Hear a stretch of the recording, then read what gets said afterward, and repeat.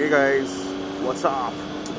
Welcome back to Custom Elements. And today, as I'm riding, uh, some sad news that two of my friends have met with an accident. And so I just want to pick up the topic on accidents and how to mostly try to avoid them in situations that we can. So let's make this topic as tips on how to get home safe.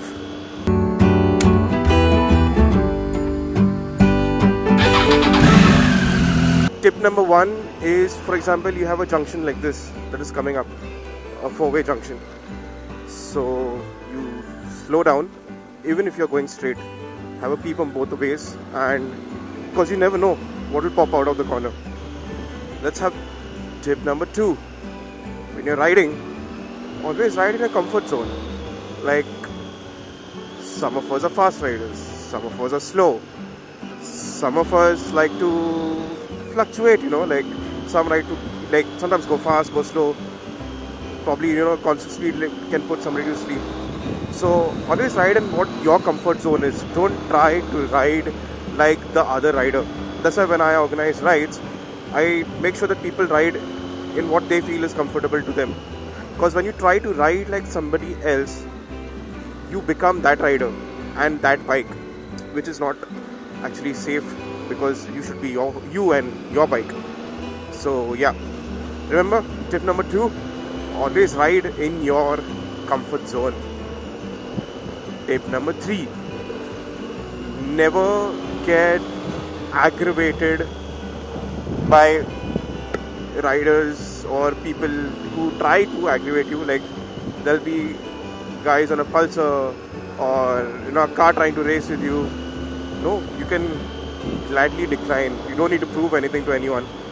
Park the bike at put the indicators, put the hazard lights, park the bike to the side, and you can ask them to move forward.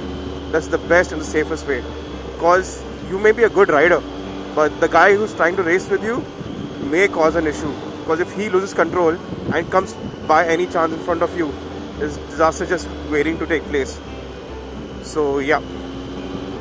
Another thing we can look at as tip number four is knowing your bike inside out, how a bike handles, how a bike brakes, what is the acceleration. Because in overtaking scenarios, you know when can you overtake and when you cannot. In braking, in case something comes in front of you, you know what speeds you can carry to stop in an emergency if something comes in front of you. It can be a car, it can be a cow, it can be humans. So yeah, know the handling of your bike. For that, doing track days is like, you really get to know what is the limits of your bike. Ride it as much as possible, I would say. I mean, even in stop-go traffic, in long rides, if you've picked up a bike, you've bought such an expensive bike, you as well as use it. Here, as I'm talking to you, another way. So if there's a curve and you can't see the road in front of you, please do not try to overtake. Keep that as tip number 5.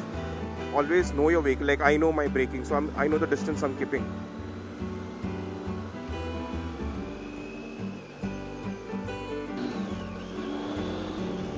Like I said, cute puppy.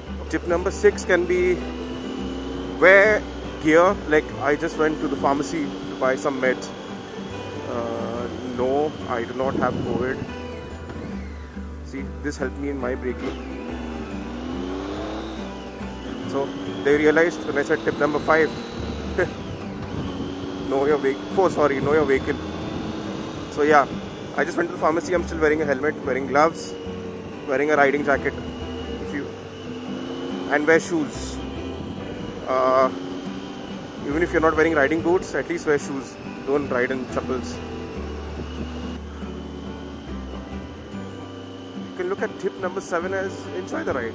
I mean, enjoy the bike. Like, I like the sound of this bike. When I rev it, it sounds so good. Oh my god. So yeah, enjoy the ride. If you're not enjoying your bike, it's one of the most unpleasant things. And unpleasant ride is asking for a disaster, because You need to enjoy your vehicle.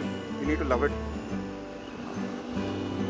I mean, there's no use buying an expensive bike if you bought it to make it a piece of show and to show people what bike you have, and people going, oh, if you're not very comfortable riding it.